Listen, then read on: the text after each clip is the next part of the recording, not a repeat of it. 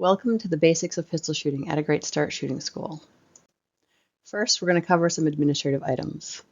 Policy regarding ammunition in the classroom. There is none. Security of firearms.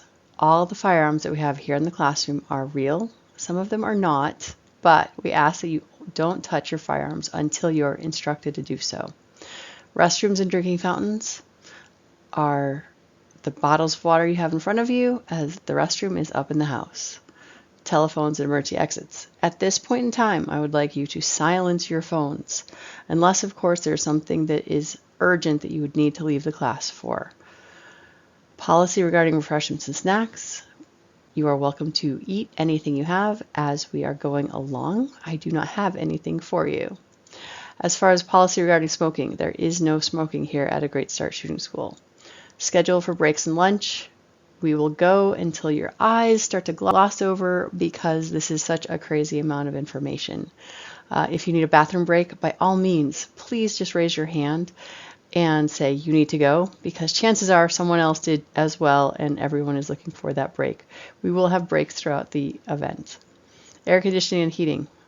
I will do what I can. The temperature in this shed goes really hot and really cold sometimes. So I always have suggested layers when you come to a Great Start Shooting School. Policy regarding cell phones and pagers. That also goes with the telephones. Sorry, I forgot about that.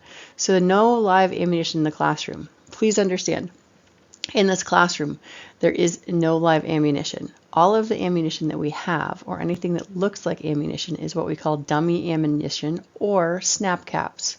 There are no chemicals or anything that will make it go bang. Our course goal: to teach the basic knowledge, skills, and attitude necessary for owning and using a pistol. Please understand, this class is a basic class. This is not going to turn you into Annie Oakley. The NRA is looking to give you the basic information on how to handle a firearm safely.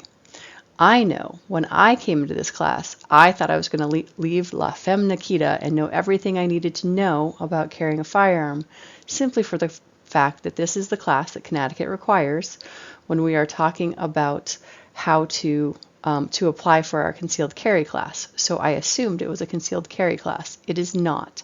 This is the basic knowledge, skills, and attitude necessary for owning and using a pistol safely. And there's a typo on that. Anyway, a gun owner's responsibility. Americans enjoy a right that citizens of many other countries do not, the right to own firearms. But with this right comes responsibilities. It is the gun owner's responsibility to store, operate, and maintain his or her firearms safely. It is the gun owner's responsibility to ensure that unauthorized or untrained individuals cannot gain access to his or her firearms. It is the gun owner's responsibility to learn and obey all applicable laws that pertain to the purchase, possession, and use of a firearm in his or her locale. Guns are neither safe nor unsafe by themselves. When gun owners learn and practice responsible gun ownership, guns are safe. All right, so let's unpack a whole lot of that. It is the gun owner's responsibility to ensure that unauthorized or untrained individuals cannot gain access to his or her firearms. In 2019, there was a law, a safe storage law passed, and it was that all guns must be locked up at all times, regardless of their status, if there was a minor that could have access to them. Now, this came after a horrible tragedy. Ethan Song went to his neighbor's house and took a gun in his neighbor's bedroom, loaded it, put it to his head, and pulled the trigger. And because of that, the Song family came forward and had legislation passed so that all guns would be locked up at all times, and if not, that the gun owner would then go to prison and it would be a felony. Prior to that, you could have unloaded guns unlocked and only loaded guns had to be locked. Now, here in Connecticut, our laws are always changing. So at the moment, this is currently 2023, and the laws may change so that all guns may be locked up regardless of whether there is a minor available in the house or not. Do not know. This is why. If you're going to do anything, join Connecticut Citizens Defense League. What I would suggest is Connecticut Citizens Defense League sends you about one email a month that says, hey, this is when our meeting is going to be.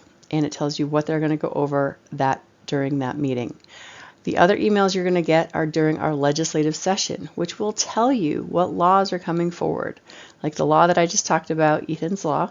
I was up there testifying on that, but it's because CCDL sends an email saying, hey, this law is happening. You want to know about it. And that is why I suggest you do that. The other place that I suggest you go to learn more about laws and DC Project is a little bit more at the federal level. You can go to dcproject.org. If you're a lady, you can sign up and be a part of our group here in Connecticut. But if you sign up, you'll get this lovely little handout that will tell you a lot of ways to talk about guns and the proper ownership and that sort of thing. So CCDL gives you your local laws and that sort of thing. And then finally, in the little package that I've given you, there's also firearm and suicide prevention. As a gun owner, you should know that 2 out of every 3 firearms deaths are actually suicide. So when people talk about wanting to save lives, we need to really talk about mental health and talk about suicide prevention.